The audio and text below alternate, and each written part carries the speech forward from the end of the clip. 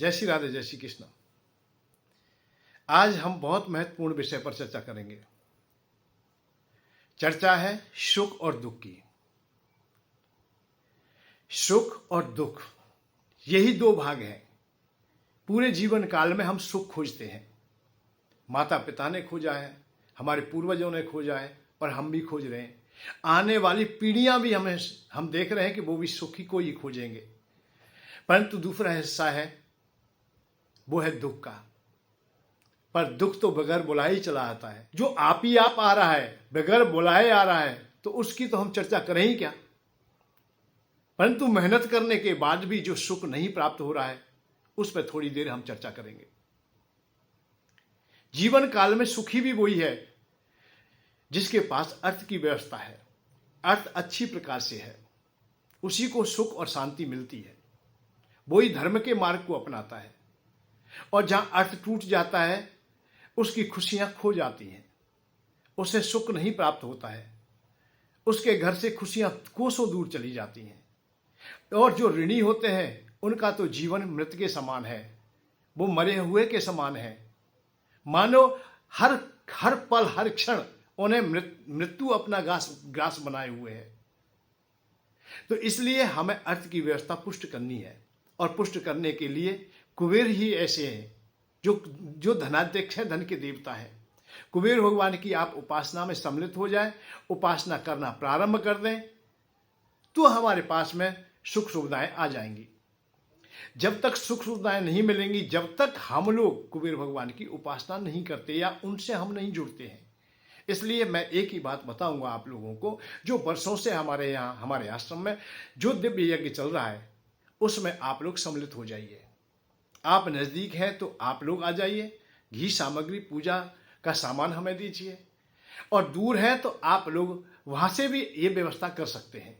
घी सामग्री पूजा आदि की व्यवस्था आप लोग करेंगे तो कुबेर भगवान की उस दिव्य यज्ञ प्रणाली में आप लोग जुड़ जाते हो, और आप पर कुबेर भगवान की कृपा होगी। आप लोग हर प्रकार के कष्ट से दूर हो जाएंगे, आपके जीविका के साधन पुष्ट होंगे, आपका धन अच्छी प्रकार से सुरक्षित होगा, आमदनी के जो रास्ते हैं वो खुल जाएंगे, जो कर्जा है आपके पास में वो भी सनसनी खत्म हो जाएगा। आने वाला युग, आने वाली पीढ़ी भी सुखी होगी। इसलिए आप लोग कुबेर भगवान से जुड़ जाइए। इसमें केवल 1.25 किलो घी, 1.25 किलो सामग्री पूजा का सामान देना, और कुछ नहीं देना है आपको। और 1 साल की प्रणाली के लिए जुड़ जाते हैं। 1 साल के यज्ञ में आप लोग सम्मिलित हो जाते हैं। 1 साल के अंतराल में बीच बीच में हम आपसे संपर्क भी करते रहेंगे, आपको पूछते भी रहेंगे, और आपको बीच में और कुछ नहीं देना है हमें। कभी देने की भी बात आती है, कोई विशेष समस्या है, तो यज्ञ में ही आप लोग सम्मिलित होते हैं। घी सामग्री पूजा आदि का सामान, और हमें धन संपत्ति आपसे नहीं चाहिए। आप लोग केवल जुड़िए, आप अपना सुखी जीवन व्यतीत कीजिए।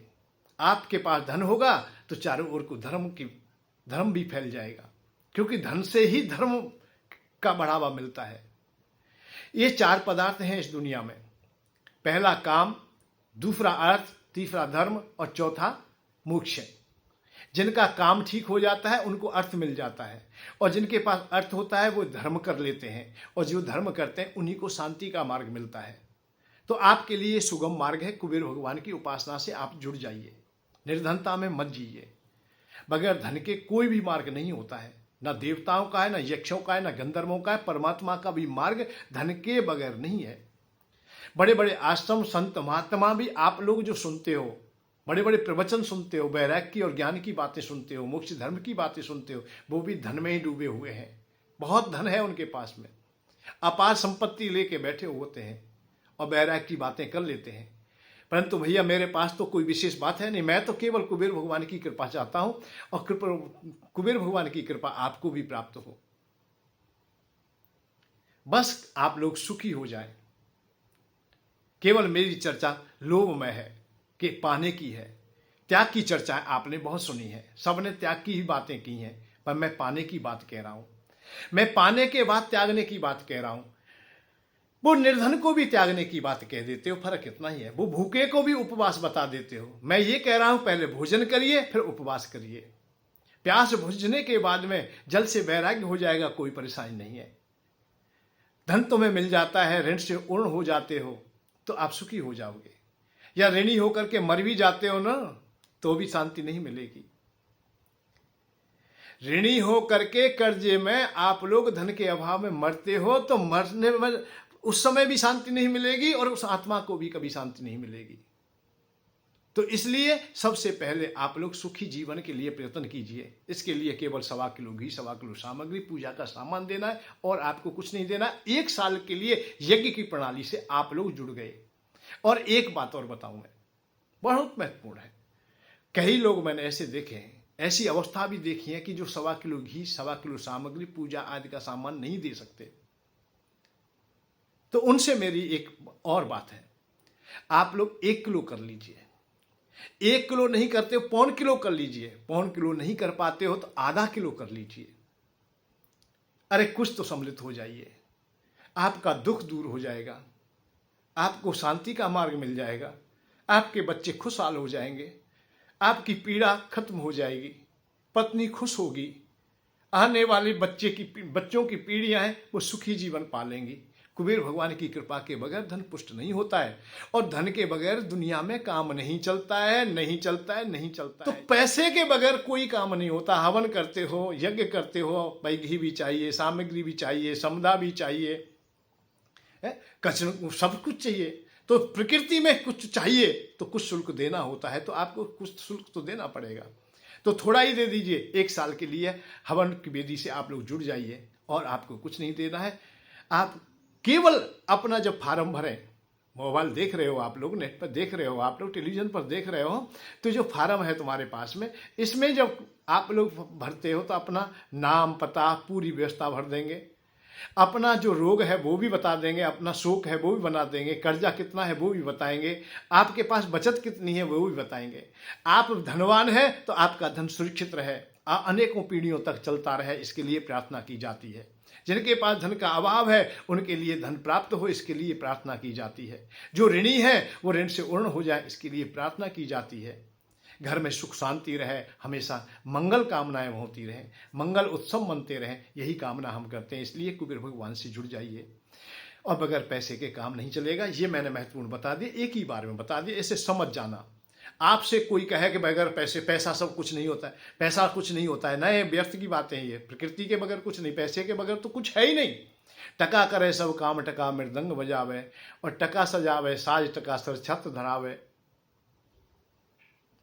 टका के बगैर कोई सम्मान नहीं है, कोई मान नहीं है। टका करे सब काम कौन करता है? टका। टका माने पैसा। टका करे सब काम, टका मृदंग बजावे, टका सजावे साज, टका सर छत्र धरावे, टका माय और बाप, टका भैयन को भैया। टका माय और बाप, टका ही संबंधी है। तुम निर्धनता में या जीने लगते हो, तुम कर्जदार हो जाते हो, माता पिता भाई बंधु तुम्हें त्याग देंगे, रिश्तेदार त्याग देंगे, हो सकता है कि पत्नी बच्चे ससुराल वाले भी तुम्हें विपरीत देखने लगे।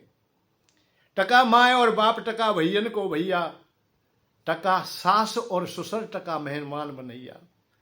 मेहमान का सम्मान तभी होता है कि बड़ा कमेरा है मेरा मेहमान, पैसे वाला है, बड़ा सम्मान होता है, और निर्धन मेहमान का सम्मान नहीं होता है। टका तुम्हारे पास नहीं तो कुछ भी नहीं, मेहमान बनैया। नाय टका तब टक टका चैन परे, ना रात दिन ब्रजवासी यूं सोच करे, धिक्कार जीवन टका बेन। मगर पैसे के जो जीवन है वो धिक्कारने के योग्य हो जाता है, मृत के समान है। धनवान मरे है एक बार, निर्धन रोजाना मरता है। निर्धन व्यक्ति रोजाना मरता है, दूसरों की टहल करता है, उन लोगों की टहल करता है जिनकी नहीं करनी चाहिए। राजा हरिश्चंद्र बहुत पीड़ा में पड़ गए जब धन का अभाव हो गया। धन का अभाव में राजा युधिष्ठिर टूट गए, उनकी पत्नी का भी अपमान हुआ। शास्त्र पुराण बताते हैं। अरे आप लोग कहाँ बैराग के चक्कर में पड़े हो? बैराग कोई बात होती है? अरे हमने भोजन कर लिया, बाकी का बैरागी है, आपका भोजन करेंगे हम लोग। पाने के बाद बैराग होता है, अभाव में वैराग्य नहीं होता है। अभाव में तो हम सदैव याद करते रहेंगे, चिंतन करते रहेंगे, अर्थात पाते रहेंगे। ये कथाएं बहुत बड़ी हैं और संक्षेप में ही समझ जाएं आप लोग कि धन के बगैर तुम्हारा जीवन नहीं है। इसलिए कुबेर भगवान के यज्ञ से सम्मिलित हो जाइए, यज्ञ में सम्मिलित हो जाइए। केवल आहुतियों के लिए घी, सामग्री, पूजा का सामान दीजिए, फोन उठाइए, अपना काम कीजिए, अपने जीवन को सार्थकता दीजिए, बाकी के सब कामों को करती रहिए, कोई परेशानी नहीं है। जय श्री राधे, जय श्री कृष्ण।